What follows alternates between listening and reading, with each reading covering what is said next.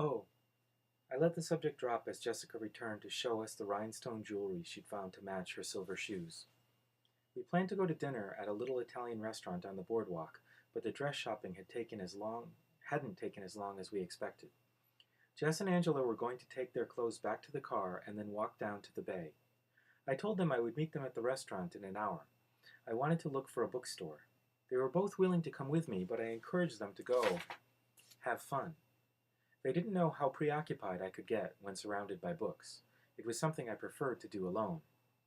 They walked off to the car chattering happily, and I headed in the direction Jess pointed out. I had no trouble finding the bookstore, but it wasn't what I was looking for. The windows were full of crystals, dream catchers, and books about spiritual healing. I didn't even go inside. Through the glass I could see a 50-year-old woman with long gray hair worn straight down her back, clad in a dress right out of the 60s, smiling welcomingly from behind the counter. I decided that was one conversation I could skip. There had to be a normal bookstore in town. I meandered through the streets, which were filled up with end-of-the-workday traffic, and hoped I was heading toward downtown. I wasn't paying as much attention as I should to where I was going. I was wrestling with despair. I was trying so hard not to think about him and what Angela had said, and more than anything trying to beat down my hopes for Saturday, fearing a disappointment more painful than the rest, when I looked up to see someone's silver Volvo parked along the street, and it all came crashing down on me. Stupid, unreliable vampire, I thought to myself. I stomped along in a southerly direction towards some glass-fronted shops that looked promising, but when I got to them they were just a repair shop and a vacant space. I still had too much time to go looking for Jess and Angela yet, and I definitely needed to get my mood in hand before I met back up with them. I ran my fingers through my hair a couple of times and took some deep breaths before I continued around the corner. I started to realize, as I crossed another road, that I was going the wrong direction. The little foot traffic I had seen was going north, and it looked like the buildings here were mostly warehouses. I decided to turn east at the next corner and then loop around after a few blocks and try my luck on a different street on my way back to the boardwalk. A group of 4 men turned around the corner I was heading for, dressed too casually to be coming home from the office, but they were too grimy to be tourists. As they approached me, I realized they weren't too many years older than I was. They were joking loudly among themselves, laughing raucously, and punching each other's arms. I scooted as far to the inside of the sidewalk as I could to give them room, walking swiftly, looking past them to the corner. "Hey there!" one of them called as they passed, and he had to be talking to me since no one else was around. I glanced up automatically. 2 of them had paused. The other 2 were slowing. The closest, a heavy-set, dark-haired man in his early 20s, seemed to be the one who had spoken. He was wearing a flannel shirt open over a dirty t-shirt, cut-off jeans, and sandals. He took a half a step toward me. "Hello," I mumbled, a knee-jerk reaction. Then I quickly looked away and walked faster toward the corner. I could hear them laughing at full volume behind me. "Hey, wait!" one of them called after me again. But I kept my head down and rounded the corner with a sigh of relief. I could still hear them chortling behind me.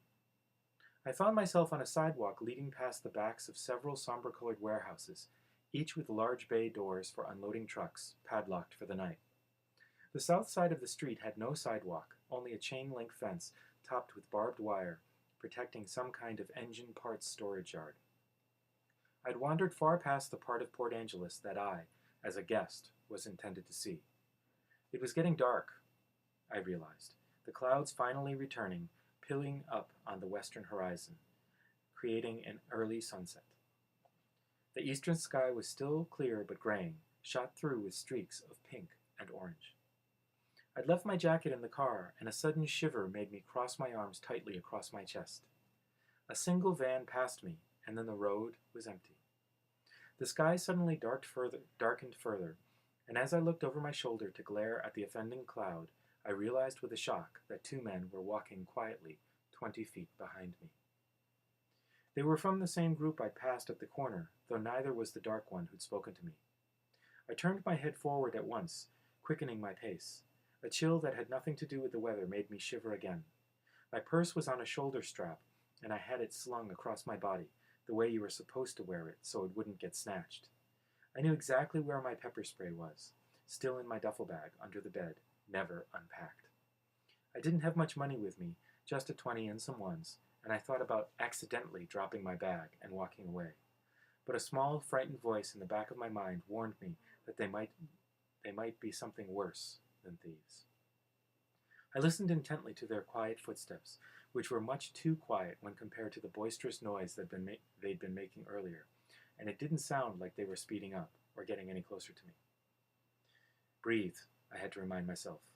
You don't know they're following you. I continued to walk as quickly as I could without actually running, focusing on the right-hand turn that was only a few yards away from me now. I could hear them, staying as far back as they'd been before. A blue car turned onto the street from the south and drove quickly past me. I thought of jumping out in front of it, but I hesitated, inhibited, unsure that I was being pursued, and then it was too late. I reached the corner, but a swift glance revealed that it was only a blind drive to the back of another building. I was half turned in anticipation. I had to hurriedly correct and dash across the narrow drive, back to the sidewalk. The street ended at the next corner, where there was a stop sign. I concentrated on the faint footsteps behind me, deciding whether or not to run. They sounded farther back, though, and I knew they could outrun me in any case. I was sure to trip and go sprawling if I tried to go any faster. The footfalls were definitely farther back. I risked a quick glance over my shoulder, and they were maybe 40 feet back now, I saw with relief, but they were both staring at me. It seemed to take forever for me to get to the corner. I kept my pace steady, the men behind me falling ever so slightly farther behind with every step. Maybe they realized they had scared me and were sorry. I saw 2 cars going north past the intersection I was heading for, and I exhaled in relief. There would be more people around once I got off this deserted street. I skipped around the corner with a grateful sigh and skidded to a stop. The street was lined on both sides by blank, doorless, windowless walls.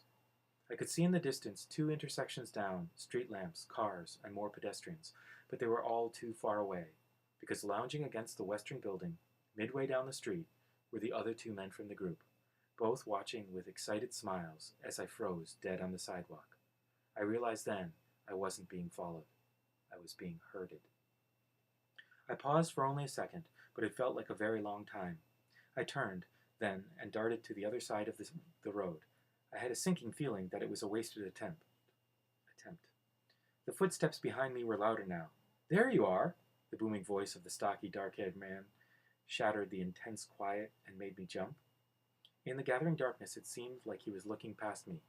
"Yeah," a voice called loudly from behind me, making me jump again as I tried to hurry down the street. "We just took a little detour." My steps had to slow now.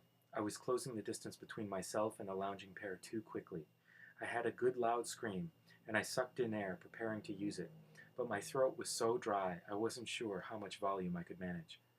With a quick movement, I slipped my purse over my head, gripping the strap with one hand, ready to surrender it or use it as a weapon, as need demanded.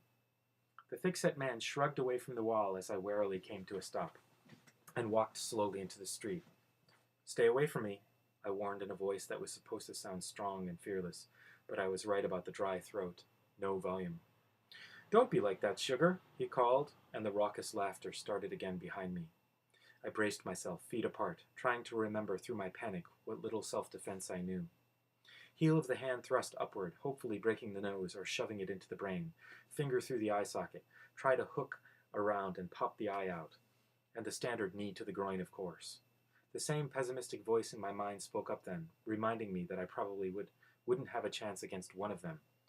And there were 4. "Shut up," I commanded the voice, before terror could incapacitate me. I wasn't going out without taking someone with me. I tried to swallow so I could build up a decent scream. Headlights suddenly flew around the corner.